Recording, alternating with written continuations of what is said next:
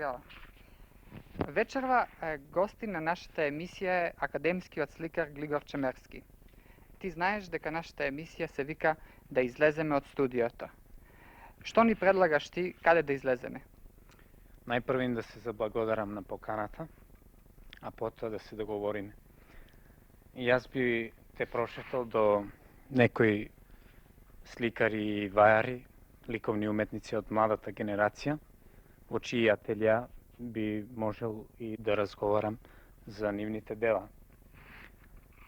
Би сакал да напоменам дека овој избор не значи и фаворизација на тие млади уметници, бидејќи јас наоѓам и други исто така значајни по своите покажани досега резултати и навестувања на идните. И сметам дека е потребно да се нешто и за нив напомене. То се луѓе врсници на овие што ќе ги презентираме, кои веќе изложувале и покажале во голема мера дека заслужуваат еден ден да ги посетиме. Меѓутоа, колку што ти ми навести, ограничено и времето, има и некои технички пречки, така што Александар Ристевски, Родолјуб Анастасов, Петровски Момчило Моцо, кои што јас лично ги сметам дека влегуваат во ова наша прошетка, овој пат макар имагинарно, но се надевам дека еднаш некој друг гости на вашата емисија ќе ги посети нивните ателја. Сега да поаѓаме веднаш или претходно треба да се договориме за некои моменти? Па јас би пошел.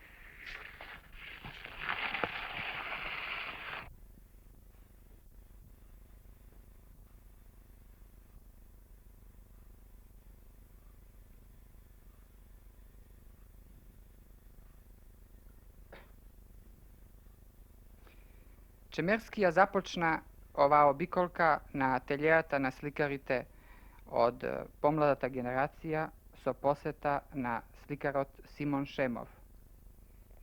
Бидејќи ти ја предложи оваа прошетка, дали би сакал пред се да ни кажеш нешто воопшто за генерацијата на сликари која ја одбра како објект на нашето интересирање? Ова генерација има свој менталитет. Мислам дека сме збореле повеќе пати за тоа, и ти и јас, а веќе тоа станува и една општа представа, го делиме мислењето дека тој менталитет постанува се повеќе и се повеќе одреден дотолку што, иако не може сега конечно да се согледа ликот нејзин као целина, тој може да се претпостави за извесно време, не само во блиска, но туку и во подалечна иднина. Определи го поконкретно светот на Шемов во оваа ликовна ситуација. Она што ми се допаѓа во сликарството на Шемов, тоа е некоја едноставност на која он се враќа.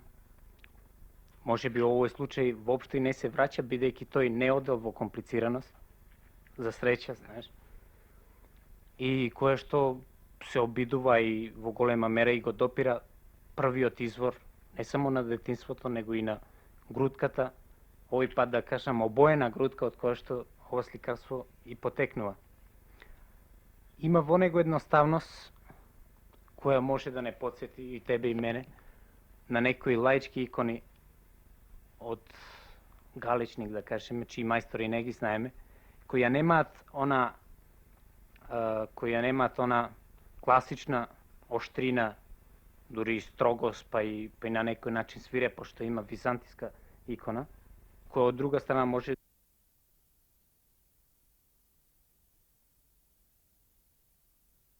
не знам да се слагаш со ова дека има некоја сличност во емоцијата меѓу икони и твоето сликарство. Каков ти однос имаш према иконите?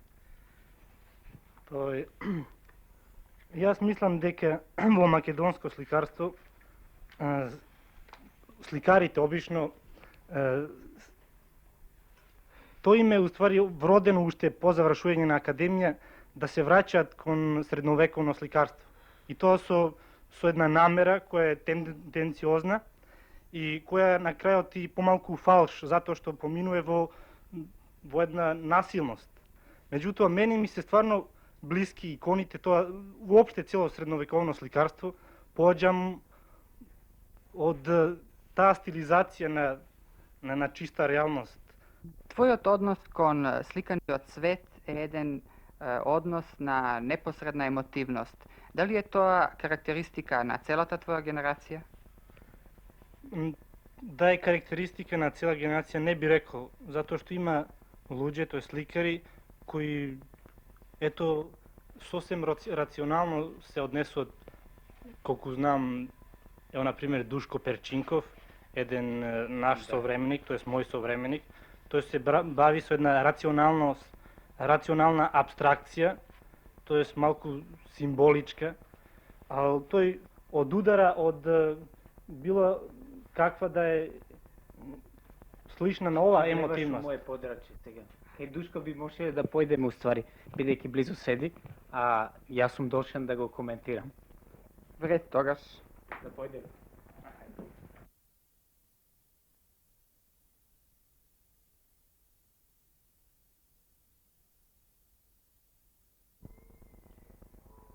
Сликарството на Душко Перчинков навистина се разликува од она што го видовме во сликарството на Симон Шемов.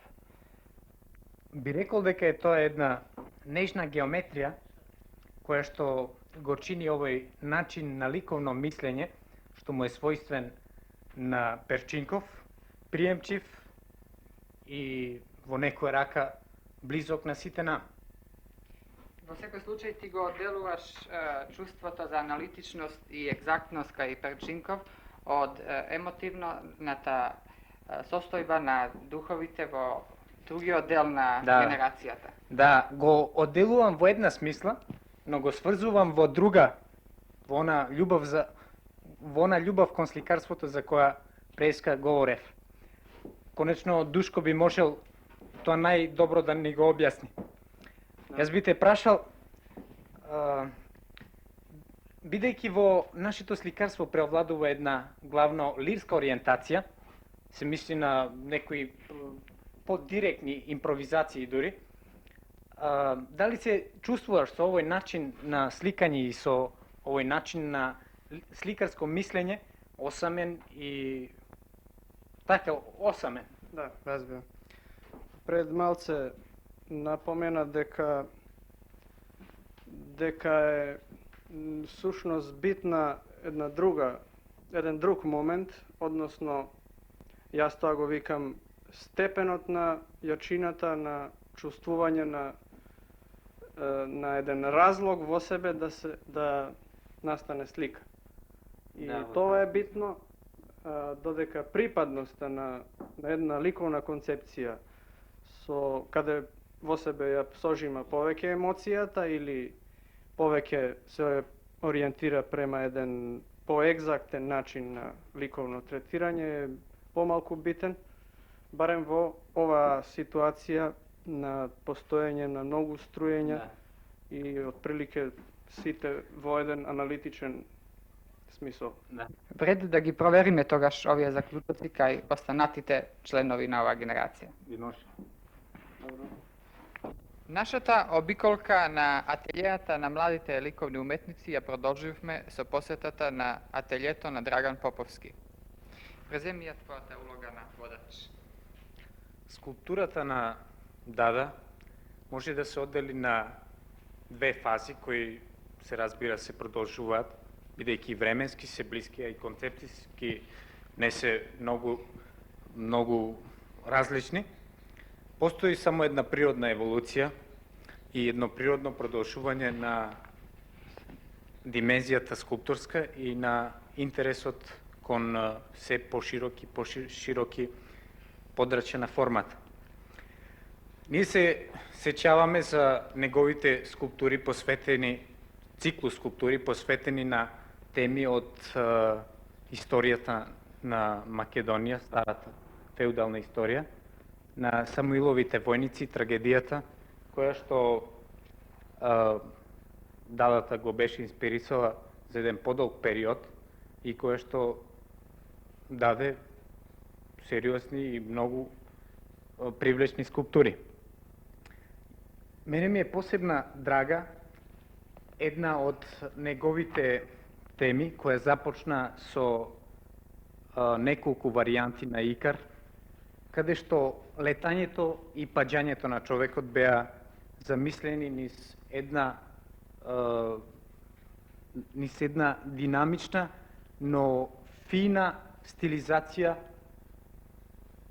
која што имаше за цел секако да спои некое чувство на човечки полет и паѓање и растурање, некое чувство на пораз кое може лесно да не приближи до една тема така драга и на Албер Ками, да кажеме, пат.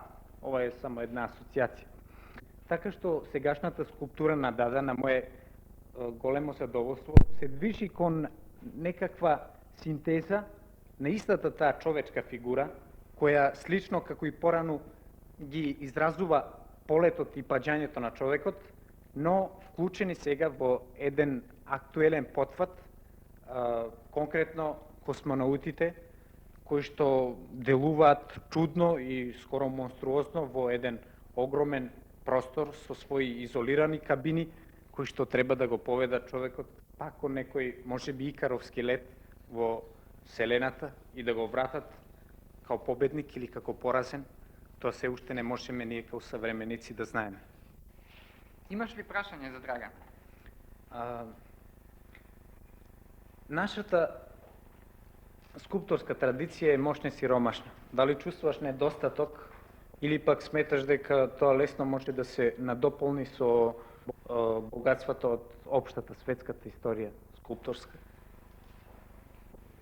Недостатокот секако да се чувствува. Мене ме инспирира повеќе фреско-сликарството. Да. Макар што тешко е тоа да се пресели на скулпторски план. Да, али има сличности меѓу сликарство и скулптура. Да.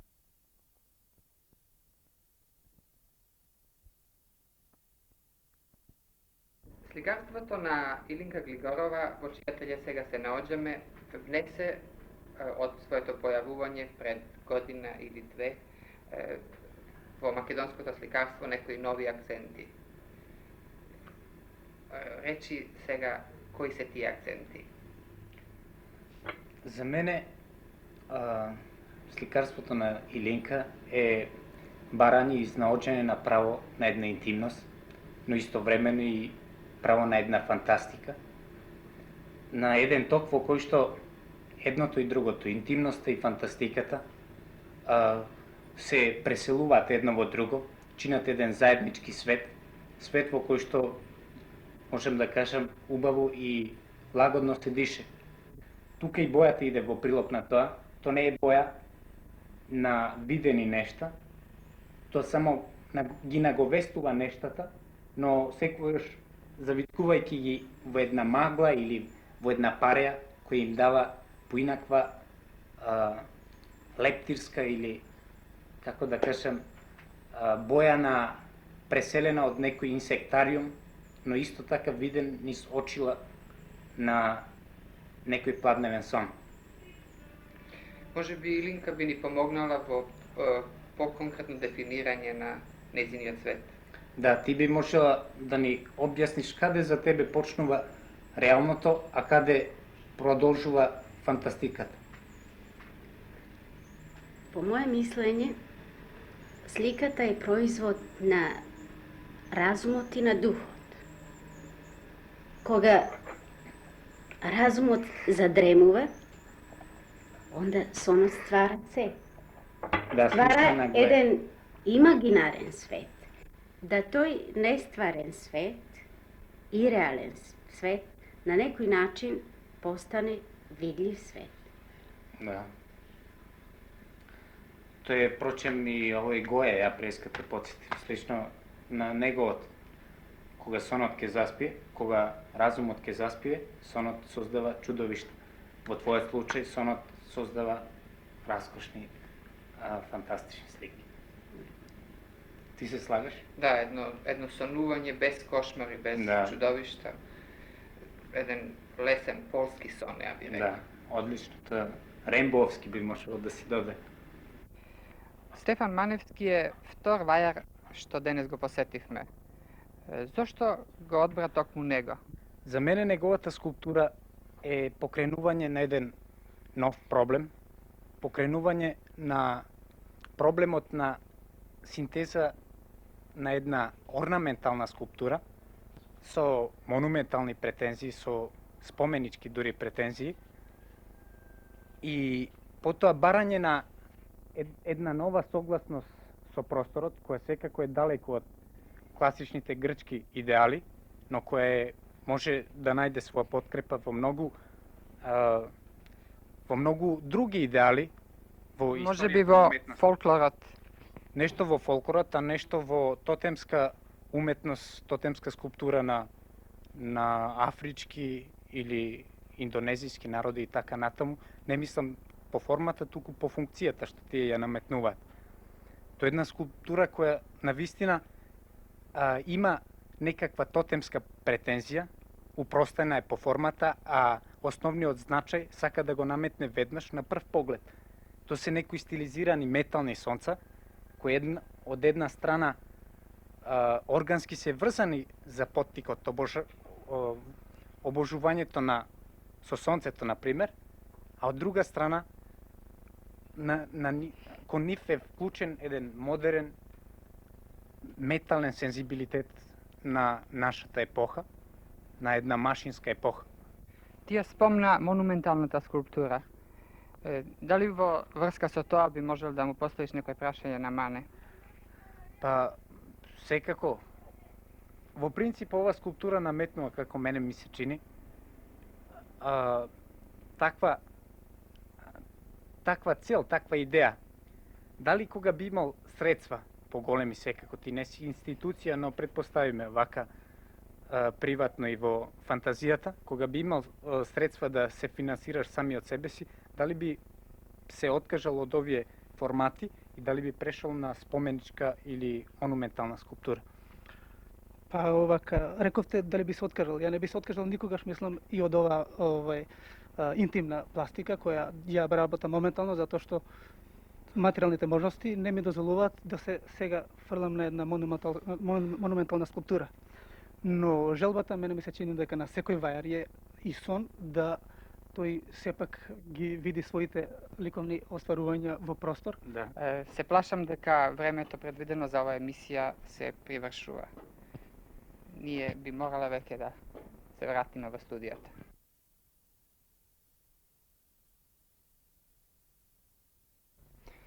Нашата прошетка е завршена. Јас ти благодарам за неа. Доколку ова прошетка ќе допринесе нешто да ги запознаеме овие млади уметници што се обидов да ги представам, јас ќе бидам задоволен.